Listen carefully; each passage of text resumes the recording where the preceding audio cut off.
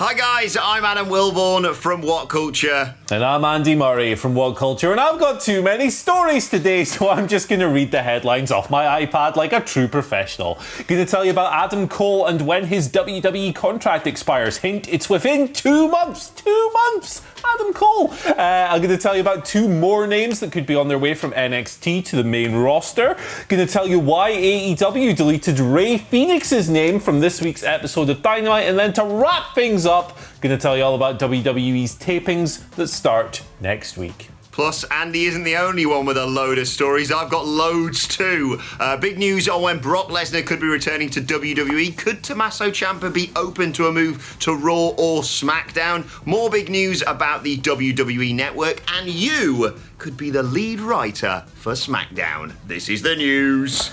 Let's talk about Adam Cole then. The biggest story today, I guess, a new report from Wrestling Inc. Adam Cole's WWE contract expires in August. August! That's not long from now.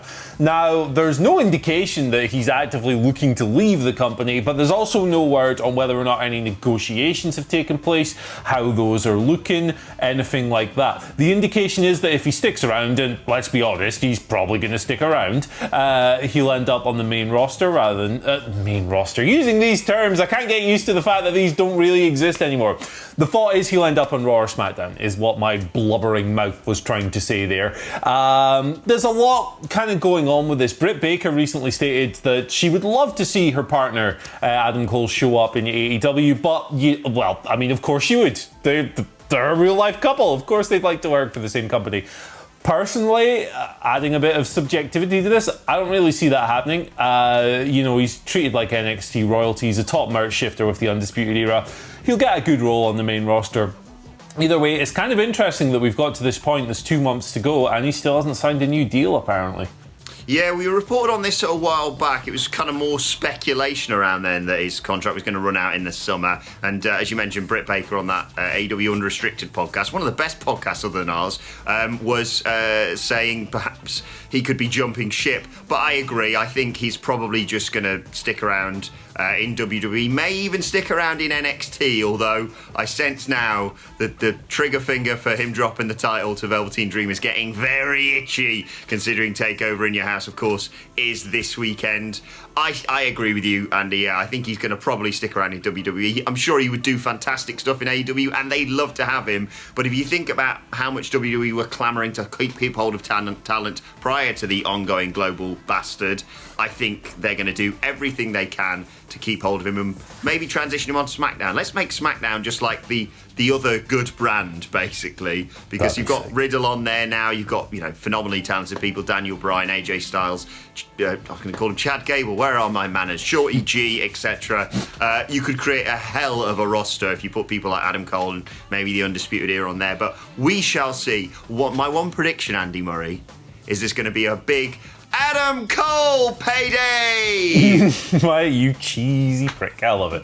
Right, let's talk a little bit about a man who's got basically the same build as Adam Cole, Brock Lesnar. A lot of speculation about when he is going to return to WWE, and he could apparently be back within the next 3 months. This call comes from Dave Meltzer, a new report from him on a Wrestling Observer Radio, saying that he expects the Beast Incarnate to work SummerSlam, which is taking place on the 23rd of August this year, regardless of whether or not live crowds have returned back then. Of course, Lesnar lives in Canada. There was a lot of speculation that we wouldn't see him back until the situation going on right now has been dealt with. But yes, SummerSlam is one of the big four. He is one of their top stars. And, with things being as they are and then wanting to try and draw attention back to the product, and, who knows whether or not crowds will be back then or what, restrictions will be lifted. But by the sounds of it, whether or not that's happened, Brock Lesnar is going to be working SummerSlam, if not earlier, being back in the WWE. Yeah, Brock Lesnar is going to Brock Lesnar, global bastard or no global bastard, isn't he?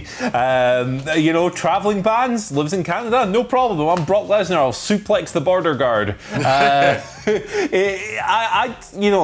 a Brock Lesnar guy. I say this all the time. I like it when he's on TV, and I like it when he has the big pay-per-view matches, and I don't necessarily mind when he's in the title picture either.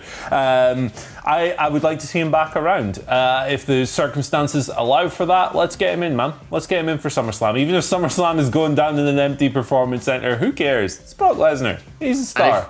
If anyone is from WWE is watching right now, you have what, 2.5 months now until SummerSlam, right? Let's not just have him come back and just go, me one fight for title. Like, have an actual storyline there. It'd be really good. Preferably a non-title storyline could be very interesting, but who knows? You'll probably just realise at the start of August, oh bollocks, SummerSlam's coming up, and just book him in some nonsense anyway. Beating Cedric Alexander in 2 minutes it is then. Let's move on. Let's talk about NXT call-ups, whatever you want to call them these days. Spoken a lot about this recently, right? We've got Matt Riddle on his way to SmackDown. We've got Dominik Dijakovic set to show up on Raw imminently. Yesterday we spoke about Chelsea Green. Well, we've got a new report. Wrestling Inc. come through with 2 new names who have been mentioned in backstage discussions regarding call-ups. Now, we should stress that none of this is certain, like none of this has been decided upon yet. It's not set in stone. These are just names that have come up backstage. They are Io Shirai and Velveteen Dream. Interestingly, both of these people are in high-stakes matchups this weekend. Dream, if he loses to Adam Cole, can never challenge for the NXT Championship again. If he loses, might be a sign that he's ready to move on or he's going to move on. Shirai, meanwhile, you know, she's one of the best wrestlers in the world, I think, regardless of gender. But also, at the same time, she's never quite come close to really taking that top level in NXT as far as like claiming the title goes. She's obviously a top level wrestler, and she probably isn't beating Charlotte Flair and Rhea Ripley this weekend. So I think their matches will be pretty interesting to follow with regards to the results. I think they both fit well on the main roster. You know, it would clear the deck a little bit more in NXT as well. Maybe allow some others to ascend if they leave those spots behind. I could see both of these happening. Not pinning too much hope on it though just yet. Yeah, no, I think they're in big matches. Am I right in thinking the Dream stipulation is he can't challenge the title whilst Cole is champion? That's maybe right. I'm very confused. Yeah, it's not necessarily a death sentence for his time in NXT if he doesn't win the title, but he would have to kind of transfer into other things. I don't know who to be more worried about if they get moved to the main roster. I love both of these talents for very different reasons. I think Io Shirai, I thought I forget what they call it on NXT, the big build that they had this week. They did like a video package all about the NXT Championship and one for the NXT Women's Championship. The bit with Io Shirai underwater, I don't know why, I just thought was spectacular. I think I'm really excited. The build for this is going to look way better in the video package than it's actually been with all the bollocks non-finishers on NXT. But I mean, Flair Ripley Shirai is a hell of a match for this Sunday. I can't wait for it. And yeah, Dream, you know, he's a hell of a personality. It's arguably what some of the main roster are crying out for. But I am slightly scared that Vince's interpretation, let's say, of Velveteen Dream could be very different from NXT's and just the fans' interpretation. But we shall wait and see. Exciting times, and I say this every time we talk about call-ups or transfers, as we try and talk about with people moving from NXT and Raw and SmackDown. Have people from Raw and SmackDown move to NXT. It's not a demotion, and you can create some wonderful storylines about, you know, why am I down in these minor leagues? And then that's how you get, you know, someone like a Jake Atlas, for example, over, who's just a phenomenal talent who's quickly rising up and a star on the indie scene. Just a thought. You're not exactly doing much with certain superstars on Raw or SmackDown. If you're not utilising them there, everyone could do with a refresh, and we don't need a flipping, you know, drafting robots celebrating in a room just necessarily to make this thing happen. Speaking of transfers to other shows, though, Tommaso Ciampa, we all kind of assumed he was going to be in NXT forever because he loves being there, and also was kind of concerned about transferring to Raw or SmackDown, about the hectic schedule, of course, taking too much of a toll on his body. Not just in ring, he talked about how he hates having to travel all the time, and warm up and warm down is so much harder when you're on the road like that. But Tommaso Ciampa, speaking to Inside the Ropes, has kind of suggested that could still be feasible, a move to Raw or SmackDown. He said if the promotion offered him a limited schedule and a situation that would help protect the longevity of his career, quote, anything's possible.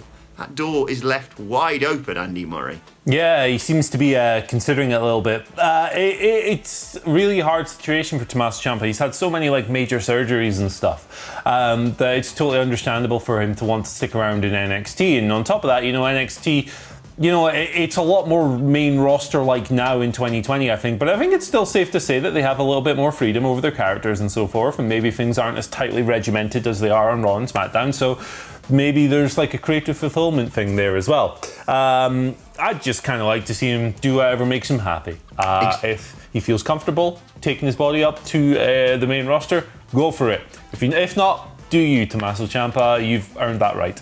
I suppose the big concern, other than obviously the risk to his body when someone like him or an Adam Cole could get transferred to the main roster, is size. You don't realise until you see them in the ring on like Survivor Series, the size difference between the big guys on NXT and the big guys on Monday Night Raw, for example. And that would be my only other concern. Vince McMahon takes one look at them and goes, well, you're not Drew McIntyre. Into the mid-card you go, and they are far and away better than that and can work some wonderful long-term storylines. I just hope, if they are going to move these superstars from NXT, they also take into account how well some of their storylines have been booked long-term. What word is that? I don't know. Vince doesn't know. Do you know? Someone get me a dictionary. Speaking of dictionaries, Rey Fenix, he likes dictionaries and thesauruses as well. He had his name edited out of this week's AEW Dynamite. Deleted, if you will, but don't worry. There's nothing funny afoot here. It's because the guy is hurt. So, Rey Fenix was supposed to challenge for Cody's TNT Championship next week. AEW filmed Dynamite. They had loads of mentions to this match in the commentary. Announcers talking about it constantly. But then they found out after they taped it that Rey wouldn't be good to go. He was ruled out of Double or Nothing through injury. He's still not fit and able to compete. So they had to delete his name out of the show. Careful editing process. Well, they did let one mention slip, you silly sausages. The replacement for Rey Fenix is, of course, Mark Quinn of Private Party. We found that out towards the end of the show. Nothing sinister at play. I want to see Rey Fenix back soon. Him and Cody would have ruled, but Mark Quinn now has a chance to level up. So, clouds, silver linings, cliches, dictionaries. Yeah, I'm really glad you've mentioned this, by the way, because I genuinely thought for a split second yesterday, I dreamt it when I was doing the review, going, so of course it's going to be Mark Quinn challenging Cody next. I was like, I swear they mentioned Rey Fenix in there somewhere. They did, yes. As you said, it was just an editing mistake that slipped through. Someone's getting fired. No, probably not. But yeah, it's a shame. We are hopefully going to get that match down the road. It's a random pick to have Mark Quinn suddenly leap up and challenge Cody. I get it that it's, an open challenge, but a guy who, fairly certain I can't think of many singles matches he's had in AEW. I don't think he's had one. But it's exciting, the unpredictability of the open challenges we saw with Cena when he did it with the United States Championship in WWE is very exciting. And if that match with Jungle Boy is anything to go by, we're going to have great matches every single week for the TNT Championship. Yeah, absolutely. Right, let's talk a little bit more about the WWE Network. Of course, yesterday there was that big report from PW Insider that the promotion were no longer going to offer that free month to new subscribers that they've been banging on about since the dawn of time. But that may still be returning if you haven't been bothered to get a WWE Network subscription or new email address so you can get a free trial, basically. According to Dave Meltzer of the Wrestling Observer, he stated that the 30-day period, whilst it had been scrapped for now, may return for some of the bigger shows in order to tempt in those, I'd guess, more casual fans. So around your big four pay-per-views, around the Royal Rumble, potentially the road to WrestleMania, if not WrestleMania itself. So there's still hope if you haven't got a network subscription, basically, but still want to watch some of the odd big pay-per-views from WWE without splashing the cash. Yeah, you might be able to get your free WrestleMania yet. Who knows? Let's talk about a little bit about the tapings. There's not really a whole lot to pick apart here, but WWE are back at the Performance Center next week. They are taping 2 weeks of shows. Every episode of Raw, SmackDown, NXT, Main Event, and 205 Live over the next 2 weeks will be covered. Interesting part about this is that they're going to tape the Raw and SmackDown after Backlash, before Backlash itself. So they're going to have their plan set in stone. They're not going to be able to change anything. They're not going to be able to move things around. I wonder what kind of haywire this will cause. Hope they know what they're doing. I mean, they know more about this stuff than I do. I'm just a fanny in Gateshead in a living room on a sofa. But yeah, that's the news with regards to tapings. 2 days, Monday and Tuesday, everything in the can, busy. Yeah, that's going to be crazy. I still remember when we did stuff like that for, I think it was WCPW, and it was really, quite basic stuff. It was TV shows in slightly different orders or TV shows centering around the WCPW World Cup. And I still remember the commentators just having to basically be quite vague with it all. They kind of knew what was going down, but they still wanted to cover themselves. So there was occasions when they were sort of like, well, after what happened yesterday, it's just like, I do not want to. I want to say feel sorry. I wouldn't want to be in the shoes of the commentators or the performers having to cut promos and commentate on stuff that hasn't yet already happened. Yeah. And yeah, let's just hope no one gets like a really obvious injury or mark at Backlash, because if someone gets like a massive gash across their forehead and then it's suddenly healed on Monday Night Raw, questions will be asked. But yes, very complicated, but I think it makes sense. And like you say, safety first. This is the best way of doing things for now. Even if the NXT, the ones who have to stand in the crowd just have to stand there for 12 hours and get shouted at, poor bastard. Get him a chair, please. Right, final story for you today concerns the lead writer position on SmackDown. It's up for grabs. It is being advertised on the career section of WWE's corporate website. You would report to the likes of Vince McMahon and, of course, the brand's creative director, Bruce Pritchard. You can literally go in and apply for it right now. This comes off the back of Krista Joseph's release. Lots of speculation around that. eWrestlingNews.com reported that there was some... It's sort of like the straw that broke the camel's back. There'd been a series of issues. Apparently this was a disciplinary move, improper remarks made during a creative meeting. The final straw, it left Vince McMahon irate, which I'm fairly certain almost everything does nowadays. But yes, Adam Cleary always says it's so easy to book WWE. Well, Cleary, here is your chance. Go and apply via WWE's corporate website to be the lead writer on SmackDown. Yeah, just don't sneeze or anything or you're toast. Working for WWE sounds like an absolute hellscape, but if you're up for it, throw your application in, go for it. Exactly. Right, let's move on to your Twitter questions at WhatCulture WWE, of course, if you want to get in touch with us. First question today comes from Index JW, who says, the question I most want answered, having seen Sammy, as in Sammy Guevara's amazing performance, Jericho passing the torch to Sammy would be perfect long term. Who else would you like to see this happen with on any brand, anywhere, Andy Murray? I think Jericho to MJF would be another good one from AEW. Elsewhere, it's kind of a tough one because they've kind of used Brock in a number of situations like this. Didn't really work with Seth. Seems to have worked a little bit better with Drew. Charlotte Flair would be a good one someday. Not yet. I think she's still got plenty of miles left in the tank, but later down the line, certainly. Mickie James, if she comes back, you could give her a little run and use her to put some young up-and-comer over quite strongly as well, I think. There's a lot of interesting possibilities, but within WWE at the moment, I don't think there's an obvious one that you can look at and go, yeah, this is the torch passer. No, I think for now it's more of an AEW thing. Like you say, Sammy Guevara, MJF, Darby Allin. You've got a whole host of phenomenally... Jungle Boy, as we saw this week, a whole host of phenomenally talented young stars. I think it's just easier to probably speculate on that because it's a newer, fresher promotion with more opportunities to begin with anyway. Second question today comes from, but what about the Attitude Era on Twitter, who asks, do you see the Iconics interfering in the Banks-Bayley tag team title match versus Bliss and Cross? That's, of course, taking place tonight on SmackDown to set up a triple threat tag team match at Backlash. And if that's the case, will it be the greatest triple threat tag team match ever? I think I escaped the brunt of that. I can definitely see that happening because that's how they book matches in WWE. The interference and then, it's a triple threat now. That's one of the regular formulas they use. I can see that happening and I can see them winning the belts as well. Sorry, I got, just for a second there, I got very excited. I just... Threw me for a loop there. I'm like looking at my laptop. It'd be so good if they won the... You mean the Iconics, I assume? Yes. Yeah, I do genuinely think that may well happen at Backlash because the story is there. Banks, Bayley, the falling apart there. Cross and Bliss, you might want to use Bliss as a singles competitor. You might want to just take the titles off them and have them do something else.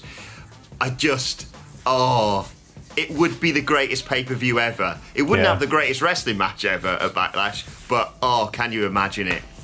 Be tremendous. I will probably, if they win the belts, I will probably hear the cheer across the mile of city that is between our houses at 4 a.m. or whatever. Honestly, I already have neighbours' complaints from when we do the live streams of me just going, like at 4 o'clock in the morning. So God knows what would happen if they won the titles. Right, final question today comes from Mysterian JR on Twitter, who says, or Mysterian Jr., the world wants to know who is up on the pasty bets. Is it me or is it you, Andy Murray? Prediction it's Thursday. It's Mr. H. I have no idea. I think we're about even, you know. I think it's something like 2-2 or maybe like a 1-1. I honestly have no idea. I know that I've received the odd sausage roll every now and then, and I've bought the odd sausage roll or pasty or whatever every now and then. So haven't actually been keeping score, although that's something we should probably have like a really unnecessarily detailed spreadsheet for. I'll tell you what, let's do what AEW do and reset the figures at the start of the year. I'm fairly certain we haven't had one this year. The only bet we had, I tell you what, Andy Murray, was who was going to leave with the Money in the Bank briefcase, and we got both of it wrong. Yeah. You said Nia Jax, I said Shayna Baszler, and Asuka won it. So we're bloody clueless about it all. However, we do have that bet for Fyter Fest. I think AEW are going to crack 1 million on TV. You think they won't. I'm slightly concerned after seeing yesterday's figures come out. So I guess I'll just start my Greg's ordering now. How about that? Man. Right, let's move on to today's and finally, and the tweet heard round the world. Mike Chioda, he tweeted out just last night, just letting everyone know my first podcast since my release. Great chat with an old friend on Talk is Jericho. It comes out tomorrow, Saturday, June 7th. I cannot wait to hear from him. What a legend. Hopefully, he'll be doing other interviews, Andy Murray. That would be tremendous. Can you imagine Mike Chioda showing up at an undisclosed location at an undisclosed time? Be absolutely tremendous. He's probably got some really good stories, having been with the company for so long, hasn't he? Oh, no doubt. I love that clip. When he first left and in an attempt to try and convince him to get him on, I remember tweeting him about that match he had. I think it was Nick Patrick. Was a spectacular one. So hopefully we get something like that talked about. But he's an absolute legend. He's probably one of the only people who, if they were like, we're going to have a mystery guest referee and it not being a wrestler, the crowd would still pop for. And that should be his entrance music, of course. So Obviously. Make sure you go and listen to that. And hopefully we'll be chatting to Mike in the near future. Come on, Mike. What a legend. Right, let us know your thoughts on that and all of today's news stories in the comment section below. Don't forget to like, share and subscribe. And subscribe to WhatCulture Wrestling on either iTunes, Spotify, wherever you get your podcasts from for daily wrestling podcasts. Great chat up there right now we had with Tama Tonga yesterday. We've cleared the air. We have cleared the air with him and WhatCulture. Maybe less so with Haku, but still. And of course, we'll be doing WrestleCulture and the SmackDown preview a little bit later on today. Plus, let us know your thoughts and Twitter questions on Twitter at WhatCultureWWE. And watch, they can follow both of us. You can follow Andy Murray at... You can follow me at Andy H. Murray. The H stands for... Here he is. Look at... There he goes.